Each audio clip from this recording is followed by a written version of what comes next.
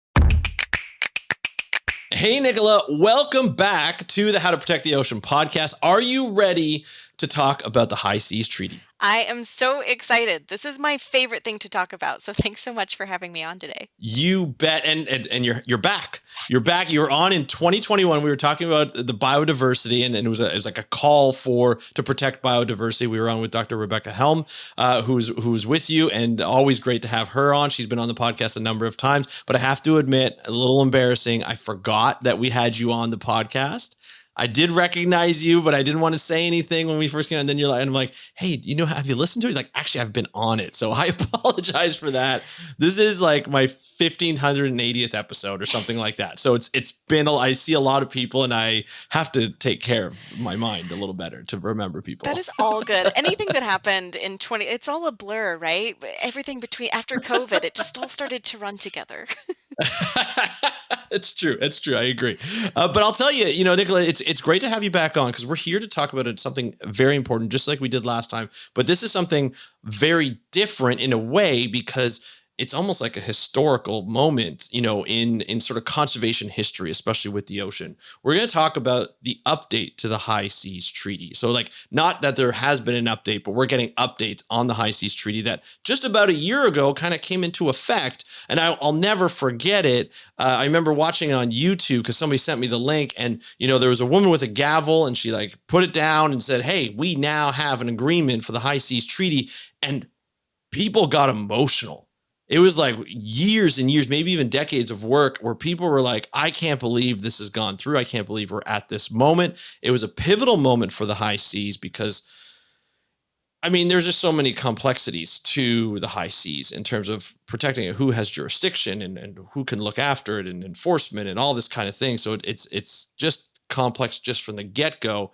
But now we have the high seas, a treaty, and we're going to kind of get a background on what it is. And Nichola, I'm going to ask you, that's going to be one of my first questions to kind of give us a background, but then we're going to get the updates on where we're at. Cause that's something that we've never been able to do until now, is get updates on treaties that go on. So I'm super, super excited to have you on, Nichola. But before we get into all that wonderful stuff, can we just get you to just let the audience, or remind the audience, of who you are and what you do? Of course, my name is Nichola Clark, and I work for the Pew Charitable Trusts.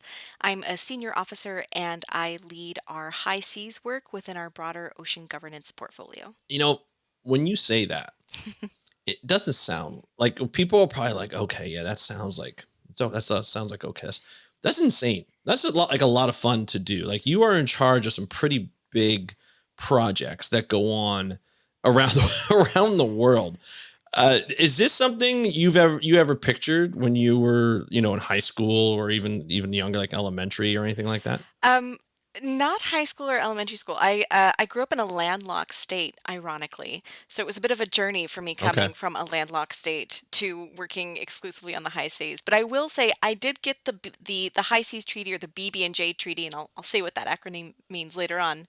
But I got the BBNJ bug kind of early on. I was in the middle of my grad school whenever I first had the opportunity to go to a UN meeting for an ad hoc, open ended, informal working group talking about this new treaty that maybe they weren't sure if there was going to be a treaty or not.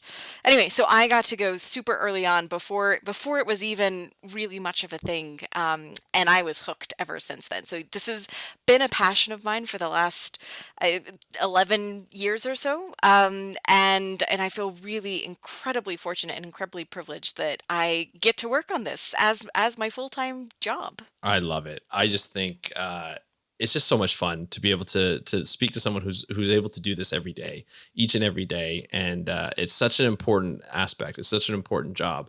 I think a lot of times we think marine biology is all about being in the field and working with sharks and whales and things like that, but the policy is where it's at. That's where, like, the legacies are born, and whether your name is on it or not, you've contributed, and you've been either in charge or contributed and to some of these policies that are being put in place or have been put in place. At the end of your career, you can be like, oh yeah, I helped with that. That's like, I worked on that. That's something that's phenomenal. And the high seas treaty is one of those projects, right? One of those international policies where, I'll be honest, like, I've been in this business for over 20 years. I was surprised when I heard that we came to an agreement. I know you've been working on this for quite some time. Uh, what was your reaction when you heard the same? Were you in the I room, was in the or room. were you, back in Washington? You were in the room. So was it an emotional kind of reaction? Like, what were you feeling at that time? Yeah, absolutely it was. I mean, so yeah, it was an incredibly emotional moment. I think for everyone in the room, we had been, so the negotiations were slated to wrap up at 6 p.m. on Friday, March 3rd of 2023. And everyone was expecting them to run long.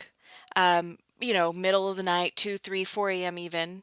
Well, 2, 3, 4 a.m. came and went. We still didn't have an agreement. And then we were getting even later, towards 6 p.m., 7 p.m. I mean, to the point where, negotiators had then been physically in that room for 24 hours, right? That we passed the 24-hour mark. Oof. and kept going. I remember at one point I passed a delegate Yeah. in the hallways and I said, "Okay, so are we getting close? Like it's now Saturday morning. Will we be able to get out of here by Saturday Yeah. lunchtime?"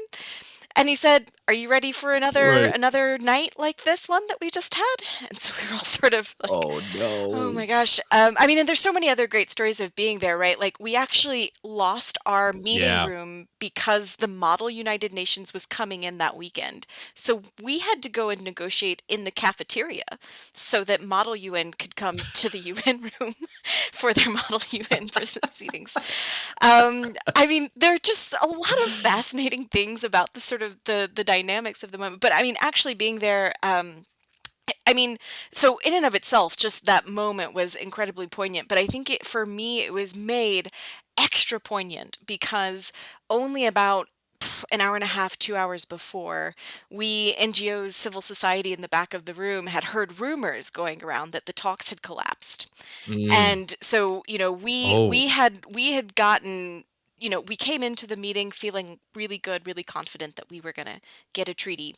I'll say I hadn't even written a version of my statement that was going to be for an option if we didn't get a treaty. Right. It was, did we get the treaty that we wanted, or did we get the Yeah. treaty and yeah, it didn't have everything we wanted, right?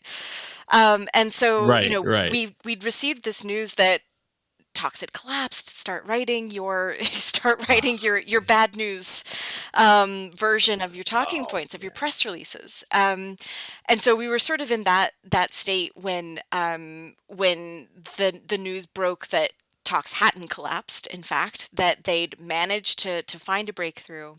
And that's when they called us all back into the main room again. And the president of the negotiations, Ambassador Rina Lee of Singapore, who's the woman that you saw at the front of the screen with the gavel, Yes. and just to appreciate her announcement. So throughout the negotiations, the years of negotiations that we've had, there was this sort of story, this symbol, this metaphor that she used, where we were all on a canoe. We were all on this ship Mm. together for the High Seas Treaty, and we were all paddling in the same direction. And so this is sort of like this has been a recurring theme, right, for these Yeah. negotiations. To the point where even we had little pins for the High Seas Treaty, and it was a canoe, right? Just because this is the story of the High Yeah. Of Seas course. Treaty. Of And course. so when Ambassador Lee made the announcement, it was, "Ladies and gentlemen, the ship has reached the shore." And that was when the applause broke out. And I just now I my throat got cut a little bit because it was Yeah. such a powerful Yeah. moment. So yeah, Yeah. and I don't want to get too far ahead of myself. I definitely want to make sure I also say what the treaty was about. But yeah, and Of course. I'll give some technicalities about what that moment actually was and what happened next. But yeah, in that Hmm. moment was a It's really just, powerful moment. but especially because like you're all so tired. You just heard that it wasn't going to go through, and then the or the talks had collapsed, and now you're like, no, no. It's come to port. It's ship is docked, and you're just like, oh my gosh, how many years, how many decades have people worked on this? It's just great to be able to get to that moment because we know in conservation. I think I made the same sort of statement when I covered this episode last year. Is we know in conservation we don't always get wins, and even though whether this treaty was perfect or needs work on it, at least there's an agreement somewhere and somehow, and we can build off of that. And I think that's the important aspect to think about, especially, and you know it as I know it, as everybody else in conservation knows, is like you don't always get wins. So take your wins when you can get it and move forward, and then enjoy the moment when you do. And I'm glad you and your colleagues got to enjoy that moment, and hopefully there'll be more with this, especially with this update. So let's talk, High Seas Treaty. What is the High Seas Treaty? What does it say? Like just sort of the high level talking points. We don't have to get into the details because I'm sure we'll get into some of the details in terms of this, like a 1 year anniversary sort of thing. So what is the High Seas Treaty? Yeah. So this is a UN treaty that covers the conservation and sustainable use of biodiversity beyond national jurisdiction. And the full name of it, I should say, is that sort of marine biodiversity beyond national jurisdiction, and it's from that we sometimes will call it BBNJ. And Right. this is just it's a technical point, right? I think I often will refer to it as the High Seas Treaty. I think it's much easier to communicate about it as the High Seas Treaty. Right. But a fun fact about the law of the sea: the high seas is the water column portion, but there's also the bit of the sea floor that's in international Right. areas as well. And so this treaty covers that full areas beyond national jurisdiction, from the sea floor through the water column. So that was a Gotcha. slide aside. These areas beyond Yes, but national important to know. Important to know. Very exactly. important to know. So these areas beyond national jurisdiction make up 2/3 of the ocean. So just a vast amount of the ocean that we have on this planet is actually in this area, right? These areas beyond national jurisdiction, the high seas. And not only 2/3 Hmm. of the ocean, but actually covers almost half of the surface of the planet. And until this treaty, there wasn't really a way to conserve it, or, for example, to establish protected areas. We know that there's a lot of incredibly important ecosystems in the high seas. We know that it's an important space for highly migratory animals, but we just really didn't have the legal hooks and mechanisms to afford greater protection to this really massive space. So that was really the exciting opportunity of the treaty, and indeed one of the sort of core focus areas of the treaty. So there are four components, right? They framed it as a package deal for the high seas. And so one of those was what I just mentioned, right? Area-based management tools, including marine protected areas. And the reason this is so exciting is because this new high seas treaty will allow us to help get closer to this global goal of protecting 30% of the ocean by 2030. So the Convention on Biological Right. Diversity recently set this as a target, right, as a global target to try and conserve 30% of ocean by 2030. And I just mentioned that the high seas are 2/3 of the ocean. So just mathematically speaking, Hmm. it's going to be really difficult to meet that 30 by 30 goal without the High Seas Treaty. So this was again a Yeah. huge opportunity for meeting those global goals. So that was part one, the marine protected area piece. The second piece of the High Yeah. Seas Treaty relates to environmental impact assessments. So again, there's some sort of high level guidance that's provided in international law, but it's pretty high level. This treaty Yeah. provides additional protections and additional safeguards for particularly new and emerging activities that are happening on the high seas, to make sure that any sort of impact is going to be mitigated, so that it's not having a severe or an adverse effect on the environment. The third piece of this package, of this high seas BB&J package, relates to marine genetic resources, which was absolutely, I think, the most difficult part of the treaty to negotiate, because it was related to marine genetic resources and access and benefit sharing related to those genetic resources. And so basically, at stake here Hmm. was, let's say that the cure for cancer is found in the genetic code of some sponge that's only found in the high seas areas and areas beyond national jurisdiction. So the question at stake was, what happens if a developed country is able to go access that sponge and finds the cure for cancer? Is the cure Hmm. for cancer benefit enough to humankind? Or should that country who's discovered this, because this is found in the global commons, should that there then be an obligation to share the benefits, the financial benefits of that discovery, of that resource, with all of humankind? So that was sort of what was really at stake. So can I answer that for this example? Yes. Yes. Yes, they should. But I know what you mean. Sorry. I just tried Yes, indeed. yes. Indeed. That was That's the easy answer. that Yes. was But I know what you mean. a strong, well, many would answer yes, but there were a number in the negotiations who said, Imagine. no. Yeah. So this was Yeah, a I can right. imagine. This was a big sticking point for the Yeah, negotiations. Um, for sure. and then the final of the four sort of package elements relates to capacity building and tech transfer, right? And I think one of the exciting pieces of this treaty was that it did provide this opportunity to create a more equitable ocean governance regime.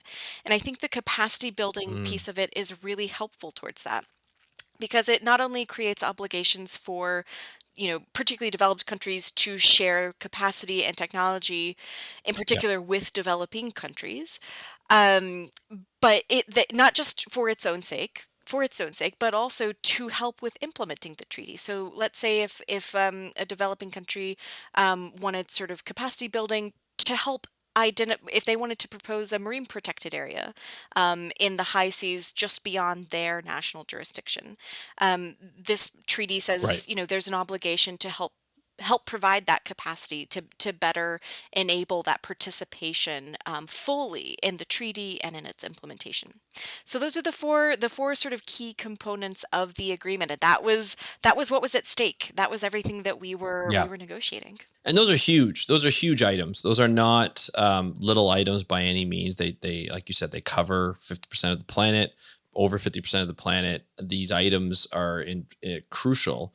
Not only, and I like how you highlight, but not only just in the environmental part, but sort of in the equity part and governance part for the world. And I think that's a really important, because obviously developed countries have the money, they have the technology, they have the benefits.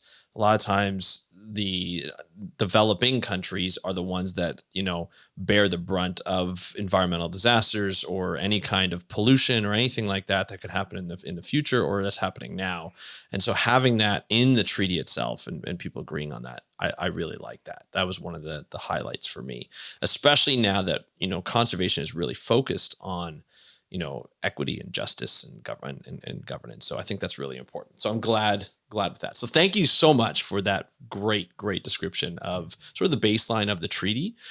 So it's been a year, and you kind of wonder, it took a long time for this treaty to come into place.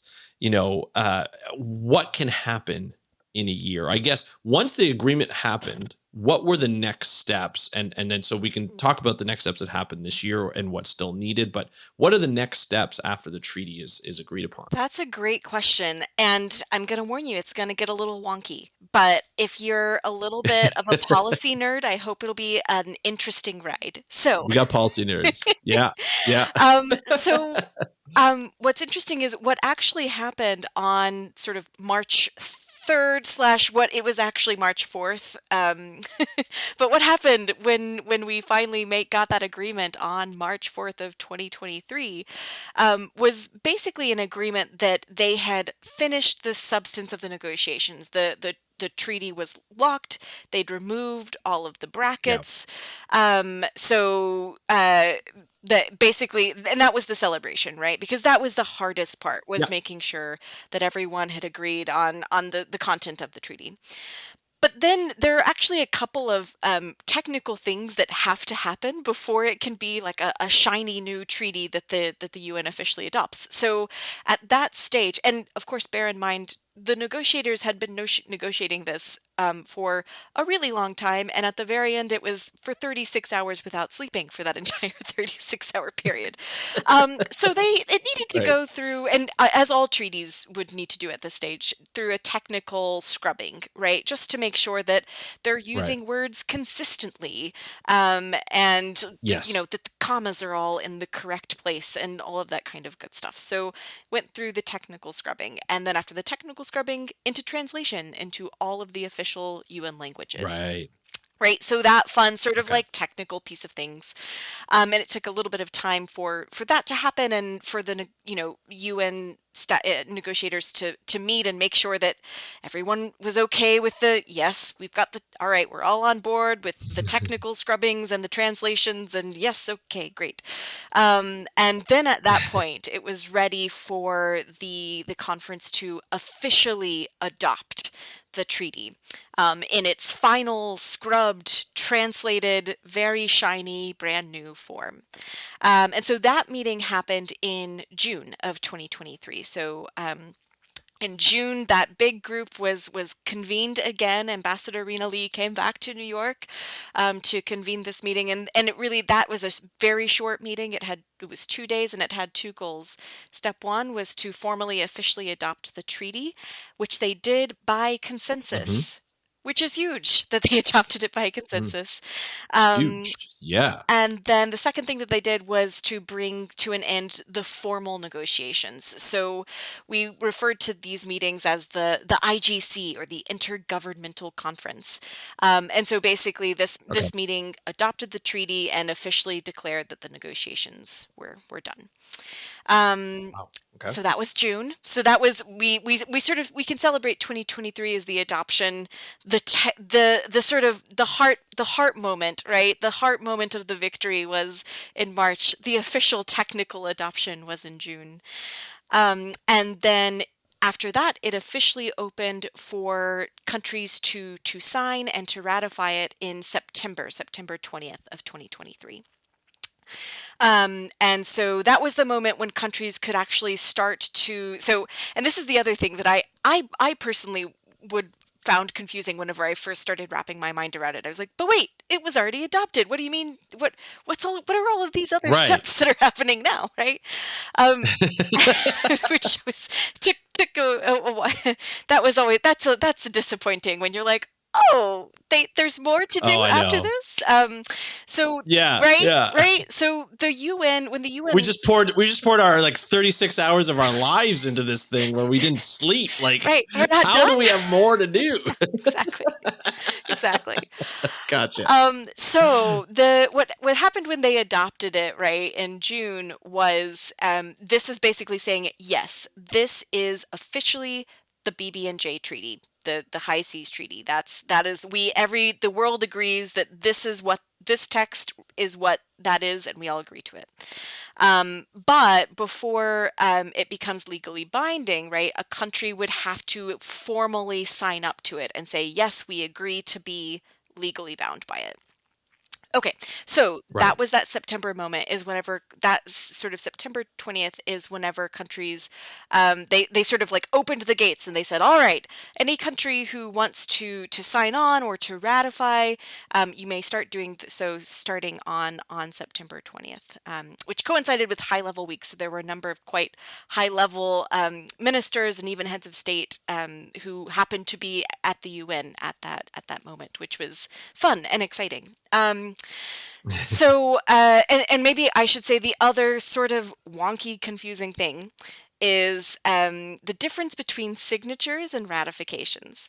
So we actually had a really robust Mm. showing of signatures on the first. Actually, hang on. Let me take up one more back step, which is to say, the treaty will officially enter into force, and by that I mean it will sort of be in effect, and countries can start having the Conference of Parties of the High Seas Treaty, of the BBNJ Treaty, can start meeting, and they can start considering proposals for protected areas and all of that kind of fun stuff. So that will all happen only after 60 countries have officially ratified the treaty, which is Okay. great.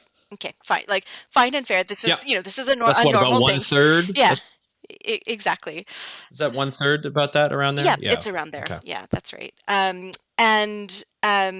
so right. So on that date in September is whenever countries could officially start to sign and to ratify.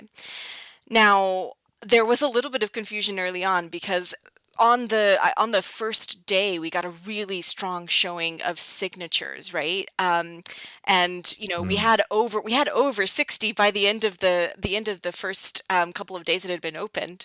And so some people thought, great, we have 60 signatures. It's entered into force. Not so Done. fast. So Yeah. I know, right? I'm like, just when you think.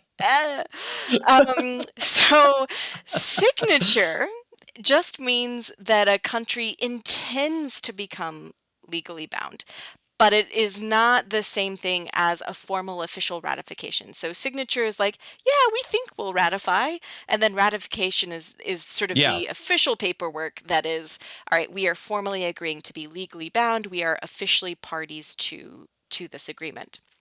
Um, so, and Gotcha. signatures often can be done pretty quickly. It can be something that just the executive office, the head of state, can decide to do, and it can happen on pretty short order.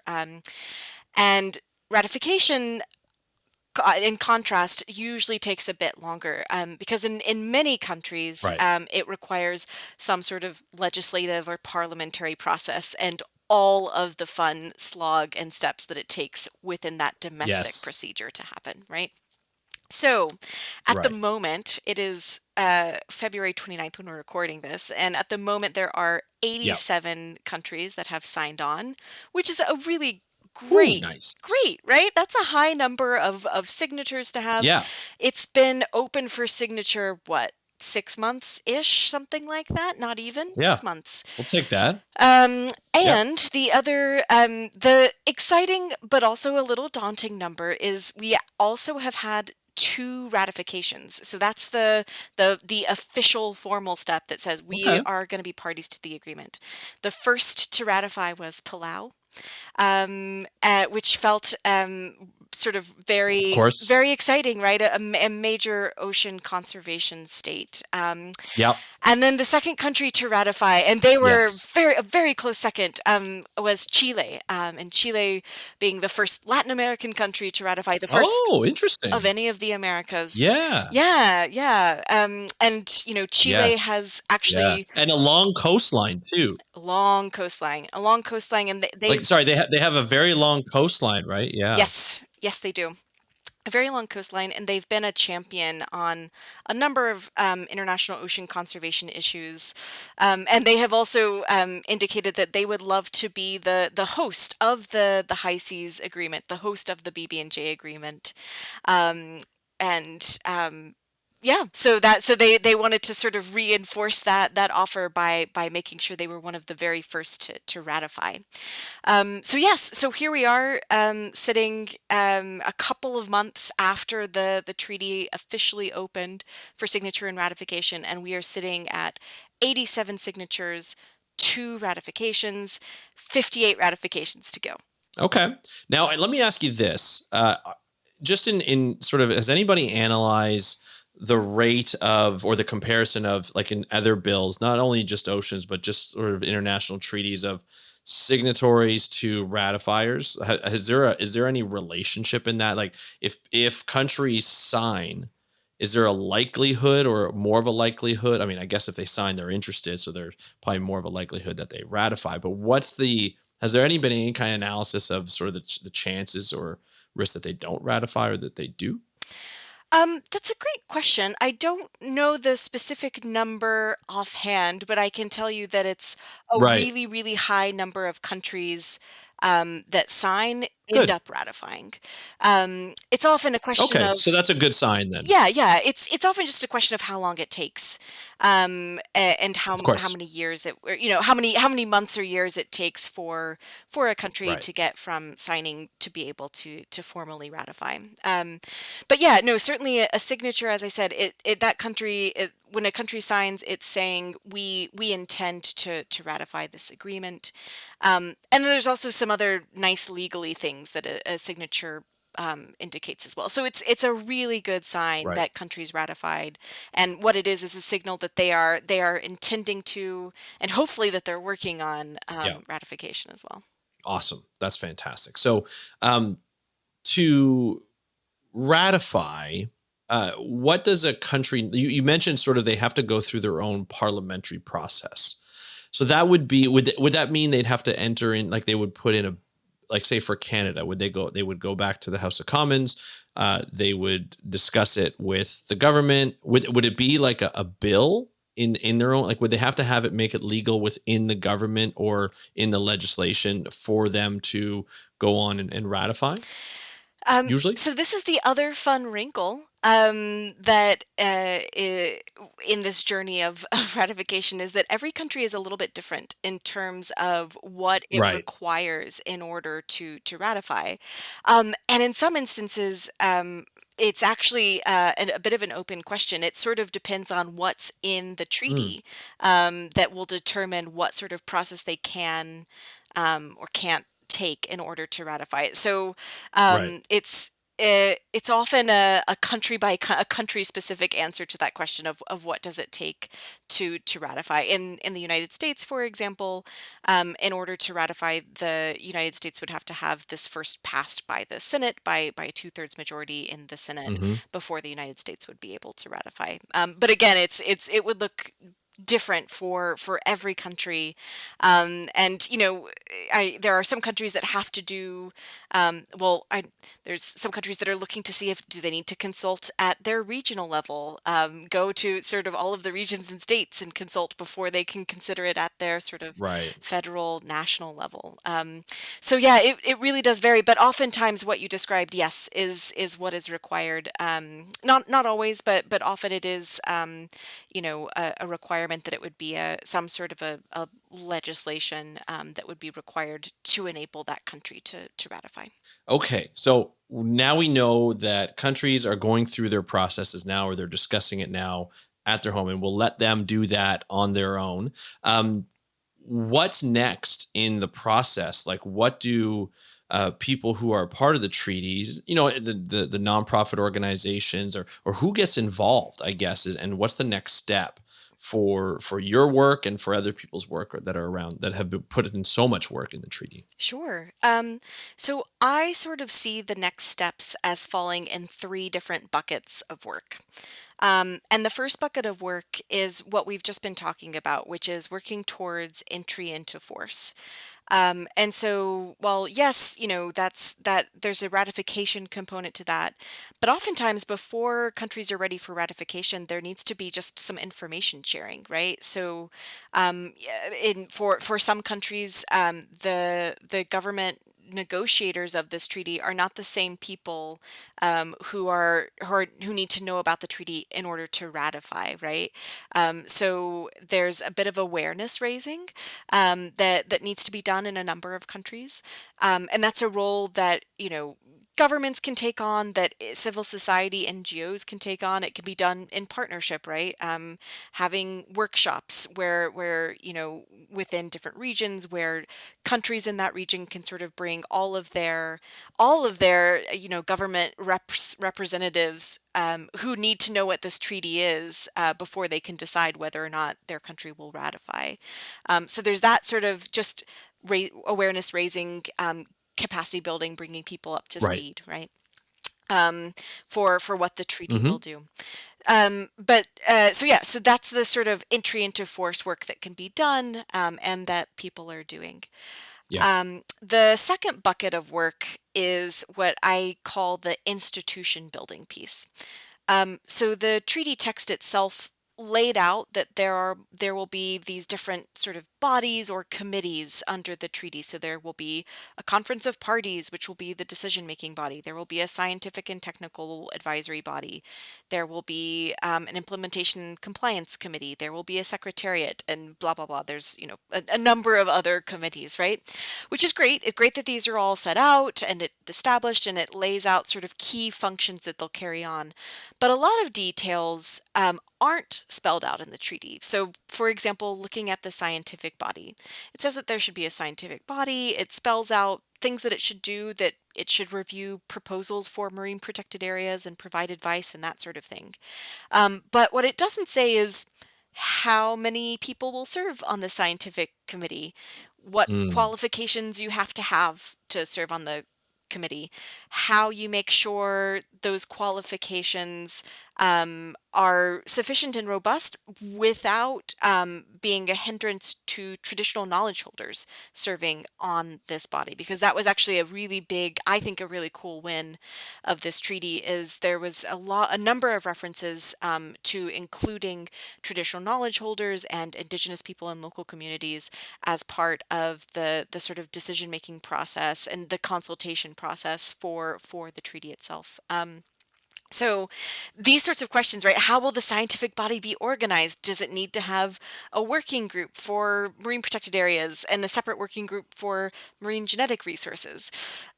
So these sorts of questions, right, need to be answered before the treaty will Mhm, be able mhm. to be operational and functional. And so I think that's the other sort of work that again, civil society, academia, governments are all sort of starting to think about in this space of, okay, well, we know what's in the treaty text, and we know some of these questions are going to need to be answered before the treaty can really be used. So let's go ahead and start thinking about these questions, so that, once it has entered into force, we sort of have recommendations, or we have background papers, and we've thought about these questions a lot, and sort of the room has a good sense of how they want to proceed, how they want to answer them. So that's my institution building piece.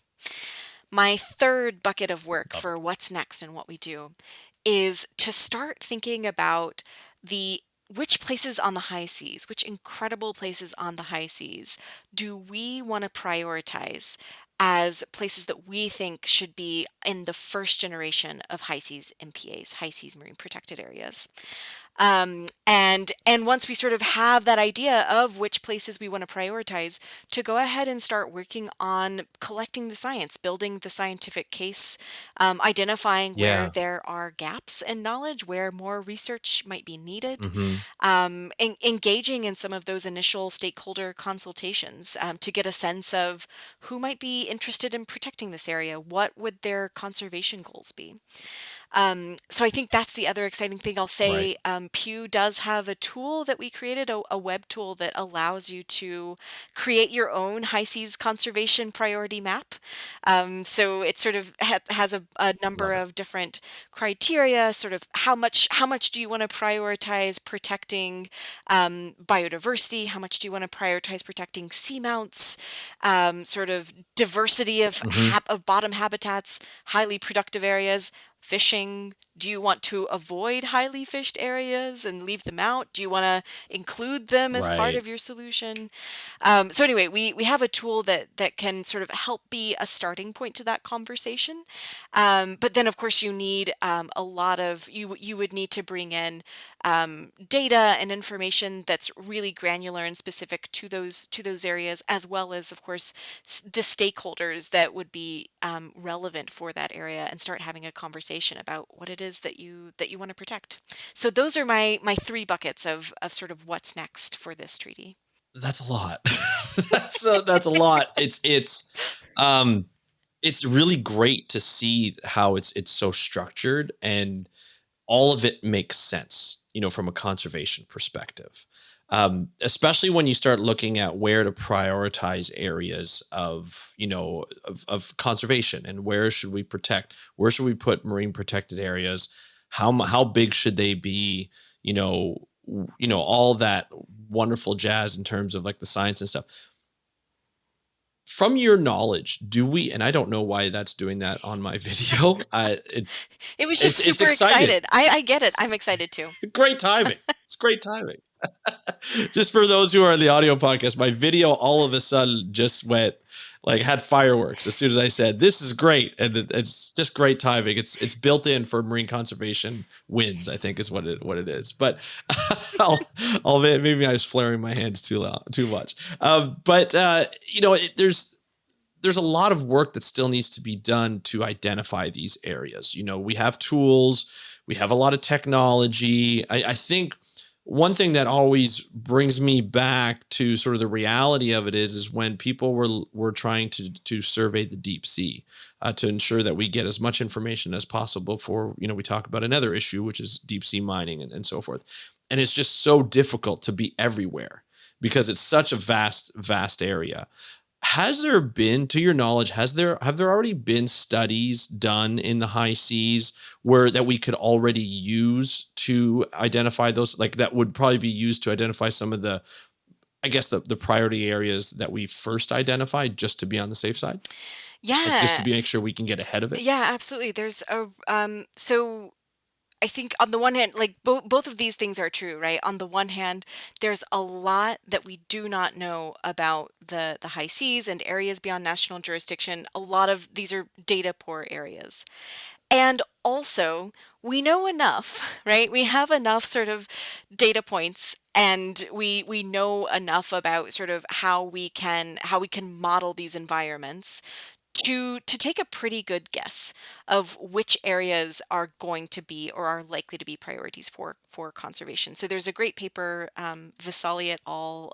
2020, I think it is, that sort of helps to map out some of these priority areas. And Pew actually, we took a look, we supported that study, and we did a little bit an high seas MPA report based off of that scientific analysis that's looking to high seas areas that would be priorities. And as part of that, we identified a sort of top 10 of places, just incredible high seas places that would be a priority for conservation efforts. And again, I think I very much view this as a conservation starter, right? Like, we know for sure this area is really important, but we also know that we need to have more information, more of the nitty gritty, right? So that we can collect even more sort of fine tune what it is that which places within this area are going to be the most critical, and all that kind of fun Hmm. stuff. So yeah, so I think we definitely know enough to get started. That's amazing, and I'm going to put out some links in the show notes of some of those, the tool that you mentioned earlier, as well as sort of looking at some of the highlights of like 10 sites that would be good to safeguard biodiversity that was shared to me just now. So that'll be in the show notes for people to take a look at, because I think it's really important. It's a very difficult thing. Like, it's where's the starting point, right? That's always the difficult part, and I think it really comes down to, what do we know already? What can we already put into place? Now the question is, with it's an international treaty. A lot of voices need to be heard. Is there a framework to I guess approach how marine protected areas are going to be agreed upon or have input into by the different stakeholders? And when I mean stakeholders, it'll be not only the ocean users, but also the countries that are a part of the treaty, but I assume countries that are particularly closer to that marine protected area. Is there a framework in there for that? Yes, yes, there is. So there's the treaty actually does give a good amount of detail about what the process looks like for creating an MPA under the BBNJ treaty, under the High Seas Treaty. And so, of course, the step one is you have your proposal for this protected area, and there's language in there that sort of makes it clear that the intent is for the proponent to have done some preliminary consulting with those stakeholders, right? And to sort of share that information as part of the Mm. proposal. Um, but then there is the official formal consultation process. So after the proposal is submitted, that's when actually there is a launch of a formal consultation process. And the treaty itself spells Hmm. out different stakeholders that have to be consulted and have to be included as part of that consultation process. And it includes the stakeholders that you've mentioned, right? So it's governments, in particularly coastal states, that would be neighboring. It's also civil society, the scientific community, Hmm. indigenous people and local communities, as well as other governance organizations. So, for example, the bodies that manage fishing and shipping and mining are also invited to consult on that Gotcha. proposal. Now, these are not going to be easy processes, right? These are going to be challenging in a lot of ways, because you're not only dealing with one country, you could be dealing with multiple countries within the vicinity of that marine protected area. How do you go about, or is there language in a framework, again, in the treaty, for sort of conflict resolution in when we talk about, a number of different countries? Because I know, like, within a country, there's usually conflict, or just when there's always conflict, I guess, or different viewpoints of how an area should be used, or how it should be sort of allotted. Is there a conflict resolution with, like, sort of framework within the treaty as well? Yes, so there are conflict resolution provisions within the treaty. Um, Generally, there are also implementation and compliance provisions. And I'll also add that a big topic of a big sort of contentious topic during the negotiations was whether or not you had to have consensus to establish a marine protected area under the Mm, treaty. And there were some that felt very strongly that yes, we they there should be a consensus requirement that in order for the BBNJ Conference of Parties to adopt this treaty, they would have to do so by consensus.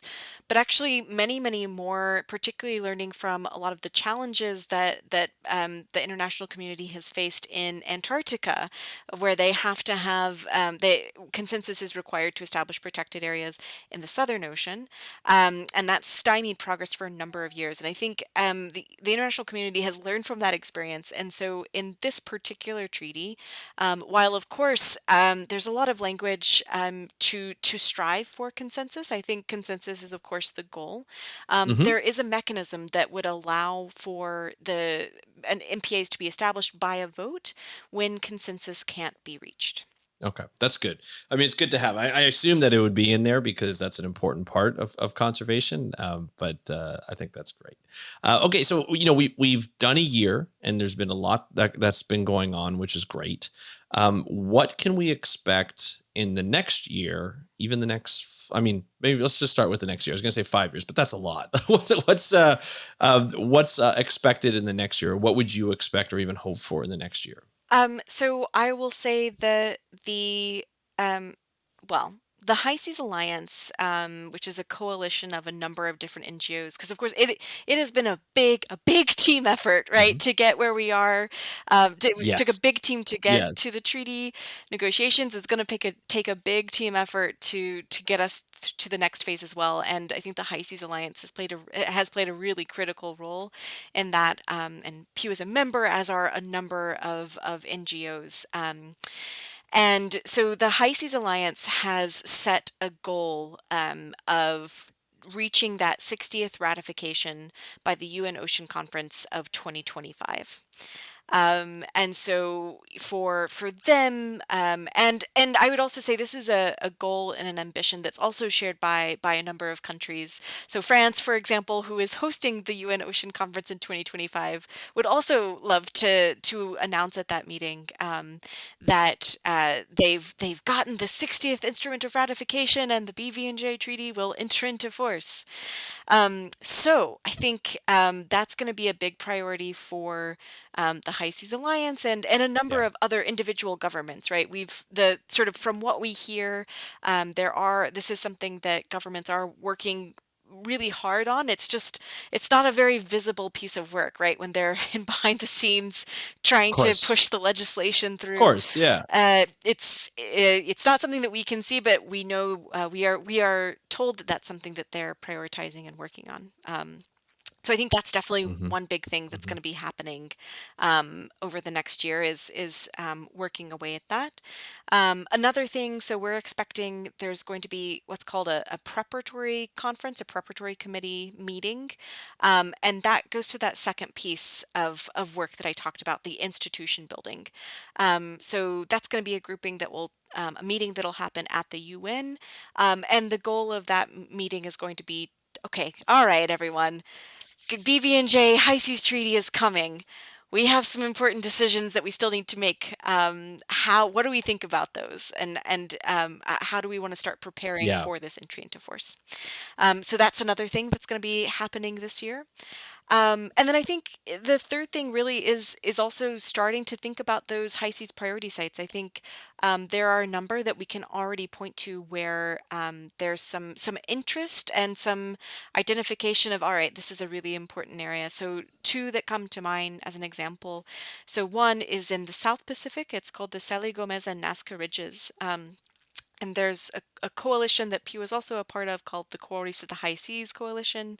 And they're working to try and secure a high seas marine protected area for that space. Um, they know that the high seas marine protected area will take a while because we have to wait for the treaty to enter into force and all the things. Of course. But there's work that could be done now to try Yeah. and start to secure, for example, fisheries closures for that area. So there's Mm. sort of that sort of work that's being undertaken at the moment, and I think we can expect to see ramp up. That's great. Yeah. That's amazing. Like to already say, hey, we're going to work on this because we have so much confidence, that this is going to be, going to put into force, that we're going to already be there so that when it does get put into force, maybe we'll be a quarter of the way there or halfway there, or three quarters, or even ready to announce, be like, hey, we already have the first one ready to go. I think it just goes to show how involved and how invested the alliance, other organizations that are part of it, other countries who are excited about it, to say, we're all in on this. We're already going to get started as we wait for the process to continue forward. That's a big thing, I feel like, right? That's a big jump forward to saying, look, let's lead. And I feel as though there's a lot of sort of international leadership that's to be had here. It's an opportunity for a lot of countries to say, hey, we're going to be leaders in this, just like the two countries like Palau and Chile who ratified almost immediately. And I think that's really wonderful to see. So I think I just love how people are excited about this. People are ready to go in with, hey, let's already start looking at MPAs and areas that we can do it. And I just think that's fantastic. Now, the last question I have for you, Nichola, is I have a lot of people in this audience who are not necessarily part of, a large organization or, within government or something like that, that may or may not be directly participating in this high seas treaty or the BBNJ. What would you recommend for them to do in this situation if they feel like they would like to help? How do you think they could help? That's a great question, and I'll tell you, it's one that I'm always trying to get an even better answer to it. I'll give you the answer that I have, but it's one where I'm still trying to come up with even more ideas beyond the ones that I'll say now. So I think, you know, one of the biggest problems that we had throughout this whole negotiation is just so few people know about this treaty, right? It's not exactly like dinner table conversation. And it's funny, we've had a little bit of criticism for calling it the High Seas Treaty as opposed to the BBNJ Treaty. And, I Mm, hear them, fair enough. It is on biodiversity beyond national jurisdiction, which is not just the high seas. And that's true. That's factually yeah, true. But we're also trying to communicate this to a really broad audience. And it's a lot easier to sort of convey yeah, what we're meaning and to get people excited and to sort of have at least a vague concept of what we're talking about if we call it the High Seas Treaty. So I think one great. is, to listen to your podcast and to have a conversation with your parents, with whoever with your friends that you're meeting up. Be like, did you hear about this random treaty called the High Seas Treaty? That's kind of cool, though, right? How the international community, that's a nice feel good story in a world where we don't have a ton of feel good stories. Agreed. So I think, one It's is true. just helping us spread the word about the treaty itself. I'll also say the High Seas Alliance has a lot of really great tools. So I'd encourage people to go and check out their website, follow them on Twitter, and so whatever platform, social media platform you use, they've got some great tools to help anybody who wants to see. All right, who's signed, who's ratified. What if I wanna tweet at that country, and what if I wanted to encourage a Mhm. country to sign or to ratify? They have tools that could help with that. So I would encourage people who are really Right. interested to check it out. It's also just a lovely, beautiful visual site to see a global map of status of where things stand and what's For at sure. stake. So I think those are two of the key things, right? Because Absolutely. we have to get to 60 countries and who have ratified before the treaty can enter into force. And I think that this takes political capital and political will for countries to actually go through the ratification process, and it helps for them to know that. people care about it, right? And so I think Yeah. demonstrating that this is something that you care about, that these are this is really important biodiversity, this is a really important ecosystem, and we want this treaty to enter into force so that we can use this new treaty to help protect it. So yeah, I think showing up and showing that you care and helping to spread the word is a really great way to help be involved if you're interested.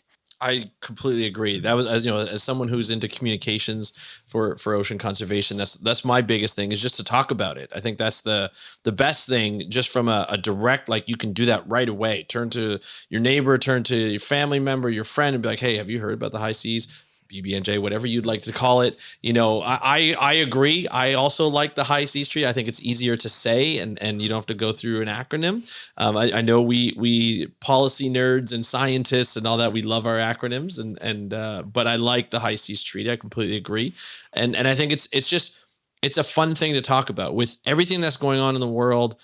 Climate anxiety is a thing. Ocean conservation anxiety is a thing. To be able to speak about progression, just progress in the fact that we're getting closer.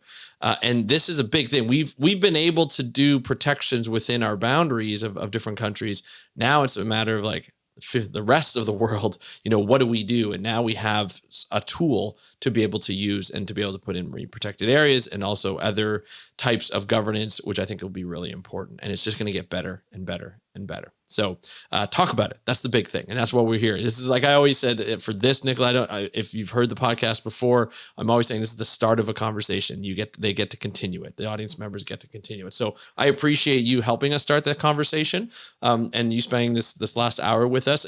I always say at the beginning, I'm like, yeah, we'll go about 30 minutes, but there's never really a limit, because there's so much great stuff. And Nichola, you always bring in great content for us, and I really appreciate that. And love to have you back to get more updates on the high seas treaty and the BBNJ, and also just anything else you're working on. You're always welcome to come back. It's always fun to connect, and we'll have you sooner than later. We won't wait 3 or 4 years or however many the pandemic added on to us. It's been such a treat. Thank you. But I really appreciate it. Yeah, it's been a pleasure. Thanks so much. You bet. No problem. Thank you, Nichola, for joining us on the How to Protect the Ocean podcast. It was great to have you back on. I'm looking forward to having you back on again to find out more updates on the High Seas Treaty and what's been happening in the future. That's going to be a lot of fun. It's going to be so much fun because it's such a great thing to have you on. It's always great to be able to find out what happens with these treaties and the work that's progressing, or sometimes not progressing as fast as we want.